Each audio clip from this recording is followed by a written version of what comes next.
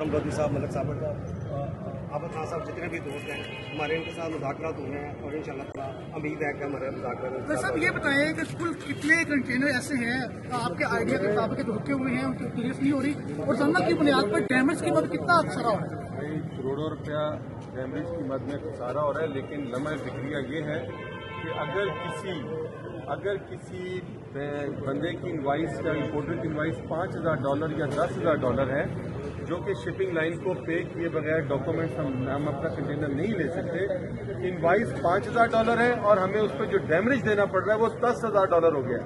ये मुल्क वाले हमारी जेबों से पैसे लेके शिपिंग लाइन्स को पेमेंट करवा रहे हैं, और अगर इन्होंने कोई भी इंपोर्ट पर पाबंदी लगानी है तो पहले ये आज ऐलान करें कि जनाब 1 माह के बाद हमारे मुल्क में फलां चीज की इंपोर्ट बंद हो जाएगी।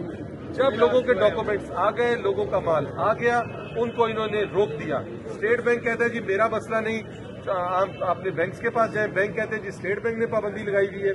वो कह रहा है कि आम आवाम रुल रही है। जी बिल्कुल, आम आवाम रुल रही है। इस पे अहम किरदार जो है वो स्टेट बैंक ऑफ पाकिस्तान के पास डॉलर की शॉर्टेज, कमर्शियल बैंकों की तरफ से डॉलर की शॉर्टेज की वजह से जो इम्पोर्टर्स आते हैं वो डैमेज लाखों डॉलर जो है वो शिपिंग, जो गैर मुल्की शिपिंग कंपनी को दे रहे हैं, लेकिन इनके सामान है वो वहाँ से बाजार नहीं चुका है, जिसके ऊपर आज ये साफा एहतजाज है।